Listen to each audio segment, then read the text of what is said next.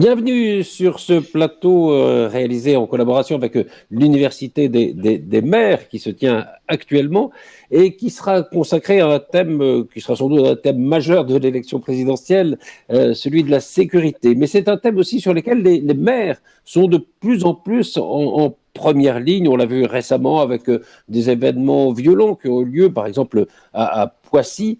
Mais quels sont les pouvoirs, quelles sont les compétences des maires dans ce domaine? C'est une des questions que nous allons poser à nos invités. Joséphine Coltman-Sperger, bonjour. Bonjour.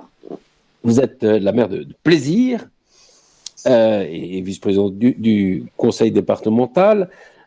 Étienne Langereau, bonjour. Bonjour. Vous êtes le maire de Montrouge. Absolument. Et Nicolas Dainville, bonjour. Vous êtes le maire de La Verrière. Alors, d'abord, bonjour, ça va bien. D'abord, une question peut-être un peu générale vis-à-vis de vos administrés, des habitants de vos villes.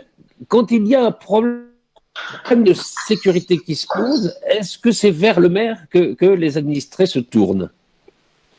Joséphine, Coltman-Sperger?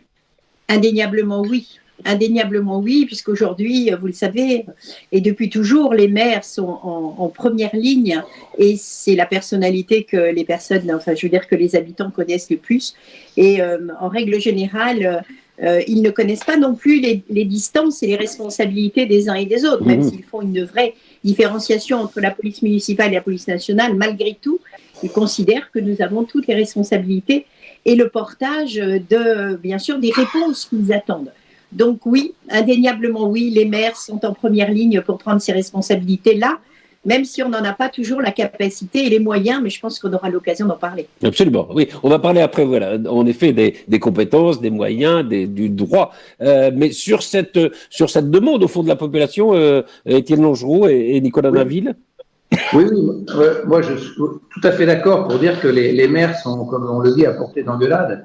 Et quand il y a un problème dans une ville, c'est vers nous qui se tournent immédiatement. Et comme disait ma collègue de Plaisir, on a beau leur expliquer que c'est la faute de l'État ou la faute d'un tel ou d'un tel, ils en ont rien à faire. Donc le vrai sujet, c'est la capacité que nous avons, nous, les élus locaux, et les maires et leurs équipes en particulier, à répondre à ces problématiques. Et on est souvent un peu impuissants. Et c'est cette impuissance contre laquelle il faut lutter, parce que c'est vrai que c'est assez insupportable d'avoir à dire aux concitoyens, écoutez, on n'y peut rien. Et voilà. Donc c'est vraiment ça le sujet, et on est vraiment en première ligne, c'est évident.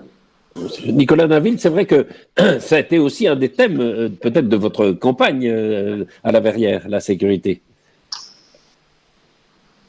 Exactement, et peut-être pour illustrer ce que disait mon collègue maire sur l'impuissance, sur un thème très précis qui est celui des rodéos sauvages à deux roues. Les maires alertent, les maires mettent en place des caméras de vidéosurveillance, les maires essayent de s'emparer de cette thématique, mais on a l'impression d'avoir un vrai sentiment d'impuissance face à ces comportements, puisqu'il relève de la compétence de l'État pour mener l'enquête, pour confisquer le cas échéant la moto, pour arrêter les conducteurs. Et donc voilà, c'est un exemple parmi d'autres, mais qui montre qu'on essaye d'agir, mais que les maires seuls sont malheureusement Alors, venons-en au droit. Au fond, le maire détient des pouvoirs de police générale et spéciale pour maintenir la sécurité et assurer la tranquillité des habitants, mais concrètement, quels sont ses pouvoirs? Qui veut répondre? Joséphine Coltman-Sperger, peut-être? Nos pouvoirs sont vastes. Quand vous prenez la liste, quand vous regardez les responsabilités des maires, la liste est impressionnante de nos responsabilités qui vont véritablement dans tous les sens. Mais je parle de responsabilité. Oui. Je ne parle pas de pouvoir, là. Il y a une vraie différence entre ce qu'on nous incombe comme responsabilité et les pouvoirs qu'on nous donne. Donc aujourd'hui, on est obligé, je dirais, d'inventer même certains modes de fonctionnement. Alors bien sûr, toujours dans la légalité, mais par exemple, nos polices municipales aujourd'hui, ce sont des polices municipales que nous devons pratiquement, je dirais, professionnaliser, voire armer. La plupart de mes collègues aujourd'hui sur l'agglomération de Saint-Quentin sont dans cette réflexion-là. Et on doit aussi mutualiser un maximum avec les collectivités environnantes. C'est ce que nous essayons de faire parce que, bien sûr, il y a la répression, mais il y a aussi tout ce qui est prévention.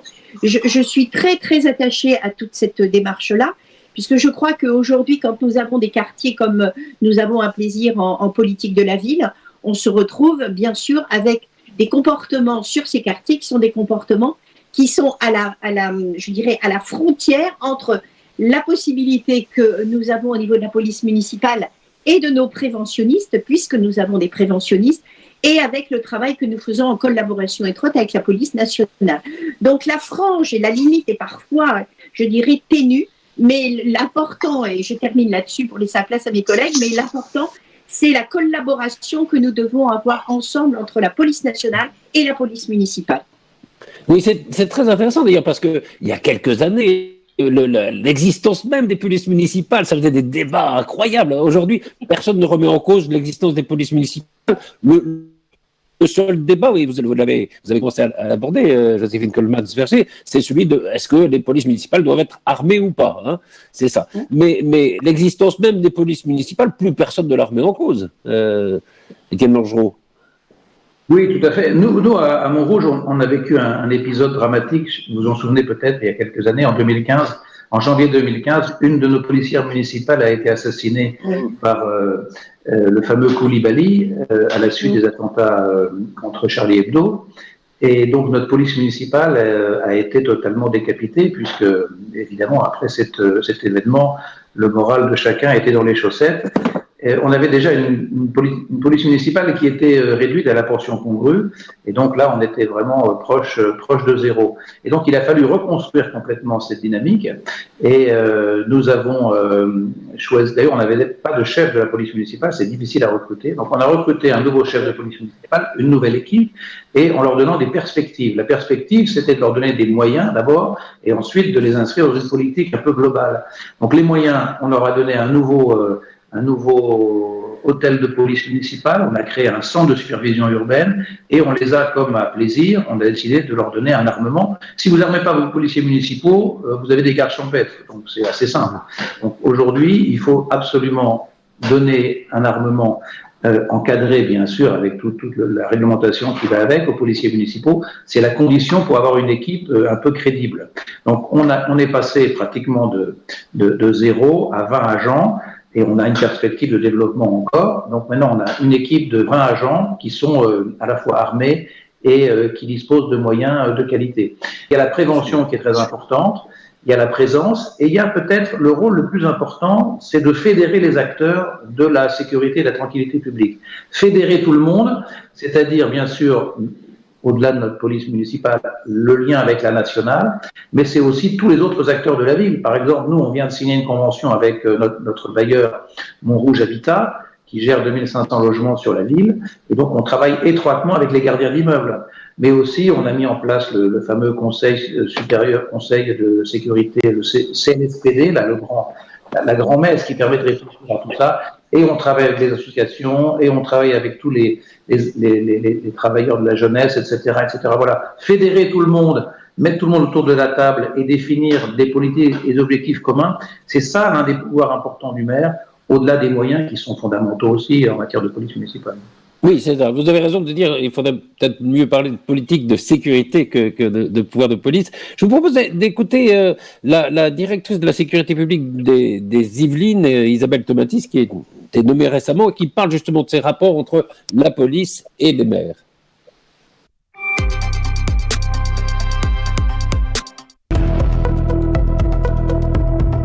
La direction départementale des Yvelines, qui assure la couverture de la zone police nationale sur ce département, c'est-à-dire environ 1 200 000 habitants, est divisée en 9 circonscriptions de sécurité publique, entre Mantes, les Mureaux, Conflans, Sartrouville, Saint-Germain-en-Laye, Versailles, Elancourt, Plaisir et Rambouillet. Ces 9 circonscriptions, elles ont autorité sur 81 communes. Donc ça fait beaucoup de maires en contact avec la police nationale. Ce partenariat, il se fait au quotidien. Il se fait parce qu'il y a une alimentation régulière, soit du maire, soit du commissaire de police sur une problématique particulière. Moi-même, j'ai demandé à chaque chef de circonscription de faire chaque mois une réunion de bilan mensuel liée à l'analyse des statistiques de la délinquance. Il y a une convention de coordination chaque fois qu'il existe une police municipale entre la mairie et la police nationale.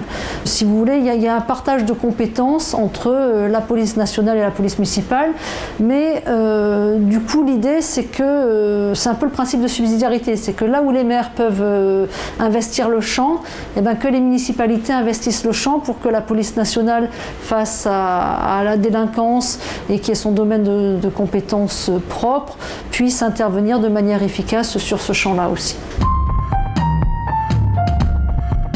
Les maires, ils peuvent investir un champ qui est notamment celui de la médiation. Et ça, c'est intéressant et peut-être davantage de proximité que la police nationale. Et dans ce cadre-là, la connaissance du territoire, la connaissance des individus et notamment des leaders, qui peuvent être des leaders positifs ou des leaders négatifs, est assez intéressante. Après, il y a tous les dispositifs de prévention auxquels participe aussi la police nationale. Alors, dans les dispositifs de prévention, on va également beaucoup dans les établissements scolaires. Le renseignement territorial participe aux états-majors de sécurité. Le renseignement territorial est en contact également avec les élus.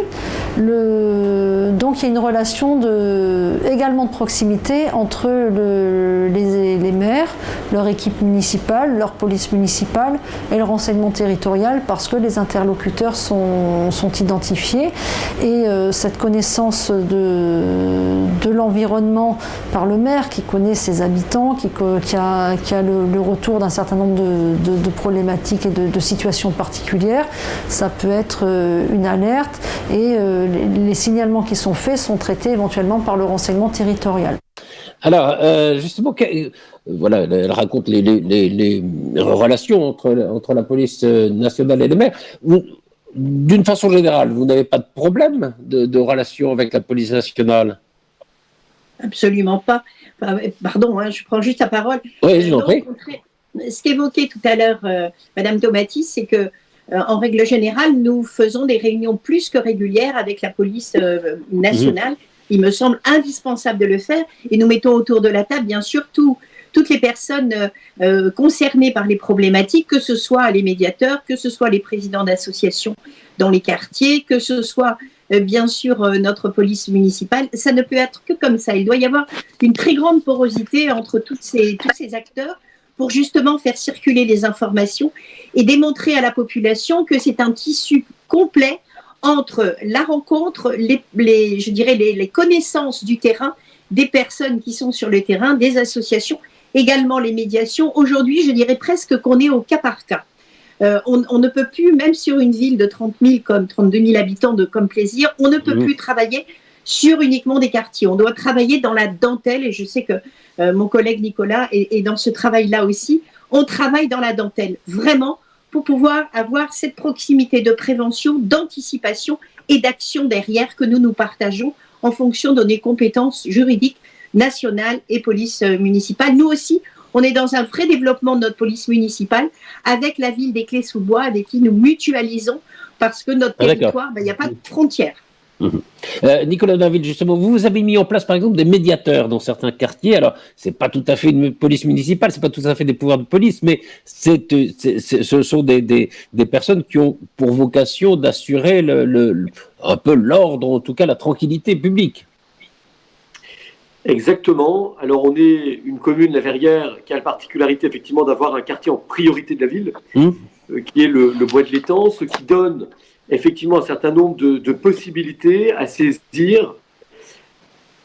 La ville de la Verrière n'avait pas saisi cette possibilité depuis près de 4 ans. Et donc, c'est vrai que dès qu'on est arrivé aux responsabilités, on a mobilisé 2 adultes relais qui sont financés à 95% par l'État, par la préfecture, et on a renforcé ces aides mobilisées sur le terrain, aux horaires où ils sont les plus efficaces, notamment le soir, le vendredi soir, le samedi soir, pour faire une double approche, je dirais approche, comme vous l'avez dit, tranquillité publique, mais aussi une approche prévention, comme le disait le maire de Plaisir, Marie-Jo Coleman-Berger, donc approche prévention et un travail peut-être plus fin avec les parents, puisqu'on sait aujourd'hui que les parents sont malheureusement souvent dépassés et c'est une réalité parfois complice, et donc il faut vraiment les remettre dans la boucle, et nos médiateurs qui connaissent le quartier, qui connaissent les familles,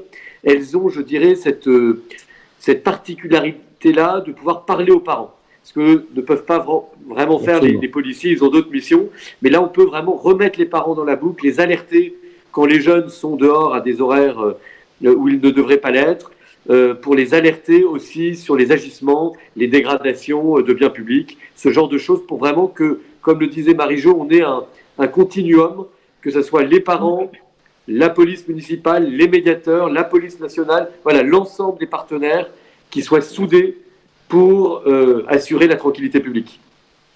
Étienne Longeau, il y a beaucoup de maires qui demandent quand même un accroissement de leur pouvoir en matière de sécurité.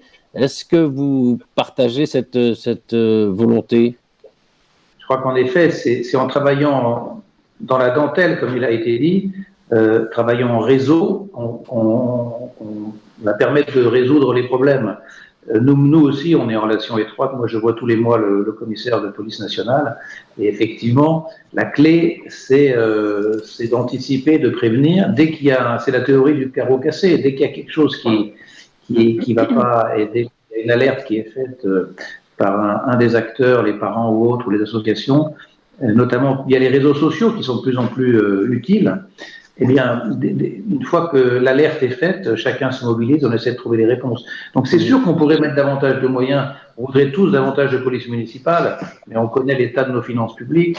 Je ne parle pas de l'État, je parle pas des finances publiques de l'État, puisque l'État, on voit bien, il réduit ses moyens, et donc on est obligé de suppléer par nos polices municipales. Mais certes, la question des moyens est importante, parce que si on n'a pas de moyens, on n'est pas crédible, mais il n'y a pas que les moyens. Notamment en hommes, il y a aussi toute la capacité à organiser ce réseau dans la dentelle. Je crois que c'est fondamental. Voilà. Donc c'est un mix des deux, mais il faut être présent et ne rien laisser passer en réalité. C'est ça la clé du succès. Oui, être proche du territoire, de ce qui se passe. Il y a quand même aussi une nouvelle criminalité qui arrive, je pense à la cybercriminalité, qui est de plus en plus importante, notamment les entreprises sont victimes de cette cybercriminalité. Est-ce que là aussi vous êtes armé, ou est-ce que c'est, alors pour le coup, quelque chose qui sort des compétences des maires? Nicolas Daville? Ah, je ne sais pas si Nicolas nous entend. Je peux répondre si vous voulez. Oui, allez. Alors, ça a coupé.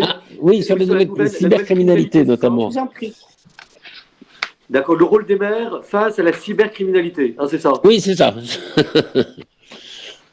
Alors, sur la cybercriminalité, c'est vrai qu'on a différentes approches. On protège déjà tous nos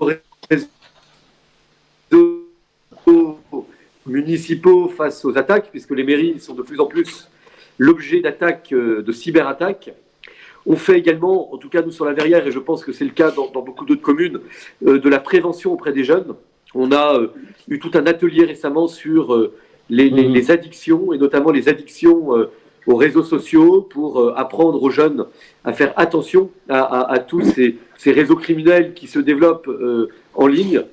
Voilà un petit peu nos approches, je dirais, pour lutter contre cette question de la cybercriminalité. Et puis une dernière, les seniors, parce que les seniors, malheureusement, sont souvent, tombent souvent dans le piège de ce nouveau type de criminalité, en lien avec les réseaux, en lien avec Internet. Et donc, on essaye de prévenir tout le monde. Alors, on a écouté tout à l'heure Isabelle Tomatis, qui était la directrice de la sécurité publique dans les Yvelines.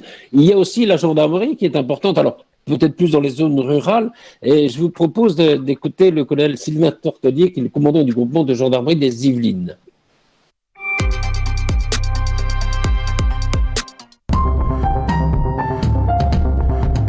groupement de gendarmerie des Yvelines que je commande depuis donc, l'été 2019, c'est 700 militaires d'actifs et 450 militaires dits de réserve. Sur au total, donc, près de 1150 personnels qui sont répartis donc, sur l'ensemble du département des Yvelines dans 20 brigades territoriales et puis 4 unités de sécurité routière. Voilà, donc ça irrigue et ça maille en fait l'ensemble du département et la gendarmerie en tant que telle est compétente sur 80% de ce territoire, mais en revanche ne couvre que 18 à 19% de la population des Yvelines. Le DIAT, donc c'est le dispositif intégré d'appui territorial, c'est une offre de service qu'on a développée singulièrement pendant le premier confinement. Retenir que c'est une équipe pluridisciplinaire qui est à la disposition en fait, des maires comme des intercommunalités pour répondre à un triptyque de risques ou de menaces, singulièrement qui se sont développés pendant le confinement. Le premier risque, c'est le risque cyber. Donc on fait intervenir donc, nos experts en cybercriminalité qui prodiguent des messages de sensibilisation sur l'hygiène informatique, la robustesse des réseaux, etc. Deuxième expert qu'on faisait intervenir et qu'on peut toujours faire intervenir, c'est une offre de service qui est permanente, ce sont nos formateurs relais en désinfection. Et enfin, nos troisième experts qui sont susceptibles d'intervenir, ce sont nos référents sûreté. Ce sont des experts qui vont prodiguer des conseils, des avis, afin de rehausser le niveau de sécurité passive et active des bâtiments et des personnels. On peut penser évidemment à des crèches, des écoles maternelles, des ateliers, bref, autant de bâtiments communaux. On va lancer à titre expérimental cette formation à la fin du mois de mars. Donc précisément voilà, à la disposition des maires, des élus, des conseillers municipaux, pour leur donner des clés, des outils, de manière à ce que face à des situations tendues, hein, c'est leur quotidien, problème de voisinage, problème de violence intrafamiliale, problème d'intervention, ils puissent faire en sorte de déminer, passez-moi l'expression, de désescalader, de faire tomber la pression, la tension, pour essayer de trouver une solution équilibrée et raisonnée entre les différentes parties. C'est pas forcément intuitif.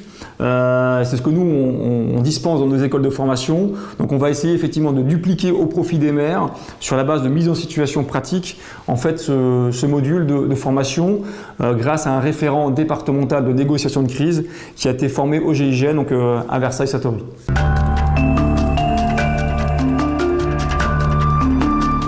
J'en suis intimement persuadé. Je dirais qu'on a cause liée. Ce qui nous fait cet ancrage commun, justement, c'est l'ancrage territorial. Nous sommes présents, je l'ai indiqué, donc vraiment au cœur des territoires, où sont les élus. Autre point commun, nous incarnons de près ou de loin une forme d'autorité publique, les élus et les gendarmes. Autre point commun, nous sommes une forme de service public. Et enfin, j'ai envie de dire, la contrepartie de tout cela, autorité et service public, c'est la redevabilité que nous devons à la population. Nous ne tenons notre existence, notre légitimité les uns comme les autres que grâce et pour la population. Alors c'est intéressant ce qu'il dit, puisqu'on arrive malheureusement presque au terme de cette émission, je voulais avoir votre sentiment à chacun. Est-ce qu'au fond la sécurité, vous disiez les maires sont en première ligne, mais est-ce que c'est l'affaire de tous, justement, c'est l'affaire de cette coopération entre la police, les maires, justement ce travail de maillage dans le territoire, la police municipale, etc. C'est une prise de conscience générale. Je crois qu'on a tout un travail à faire auprès de la population également pour recréer la confiance avec la police municipale et même la police nationale. Il y a pas mal d'activités qui se mettent en place. Il y a des rencontres qui se font avec les jeunes. La police nationale organise des rencontres dans des gymnases pour démontrer ce qu'est la police nationale, pourquoi elle agit de telle façon. Et donc, cette connaissance est très importante. Parce que, comme on disait tout à l'heure, je crois que quand on ne connaît pas, c'est comme pour la cyberattaque, quand on ne sait pas se servir de certains outils ou quand on ne connaît pas, eh bien, on est beaucoup plus inquiet et on est moins collaboratif. Donc, la collaboration vient aussi de la connaissance. Et notre rôle en tant que maire, c'est cela, c'est de faire connaître et c'est de faire savoir. Mais je voudrais dire 2 mots rapidement. Nos responsabilités, tous les maires les prennent, vraiment. On est en première ligne. Aujourd'hui, et ce qui est important, c'est de savoir comment la justice nous accompagne également. Parce que le problème de fond, il est là. C'est-à-dire que nous faisons, je crois, tous notre travail, la police nationale, municipale, les maires, les associations, les médiateurs, tout le monde. Mais derrière, il faut qu'on soit accompagné. Donc, je fais un appel très fort à l'État en disant attention, accompagnez-nous parce que tout le monde est usé sur le territoire, parce que les choses ne vont pas aussi loin qu'elles devraient aller derrière sur des prises de décision importantes au niveau de la justice. Étienne Longeau, vous partagez ce sentiment? Oui, je suis d'accord. Il y a un triptyque, élus locaux, police nationale et justice. C'est vrai que souvent on est un peu découragé parce qu'on apprend que les délinquants qui ont pu être arrêtés par la police nationale, par notre intermédiaire ou non, quelques jours après, ils sont de nouveau présents dans leur quartier. Donc c'est vrai que c'est décourageant. Et la question de la justice est importante.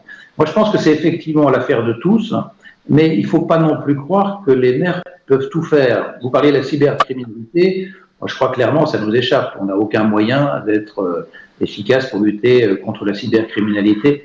C'est quand même une autre dimension. De la même manière, le grand banditisme ou la lutte contre le trafic de drogue, oui, c'est pas vous. Ça nous échappe aussi. Il faut être sérieux.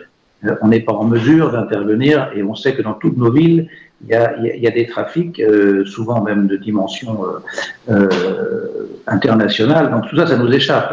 Chacun son job. Nous, on doit être sur la proximité, le réseau, le lien, ne rien laisser passer et se servir de tous ces signaux faibles que j'évoquais tout à l'heure. Et si déjà on arrive au niveau de la proximité à apporter des réponses, on aura fait un grand travail. Voilà. Mais on peut pas tout.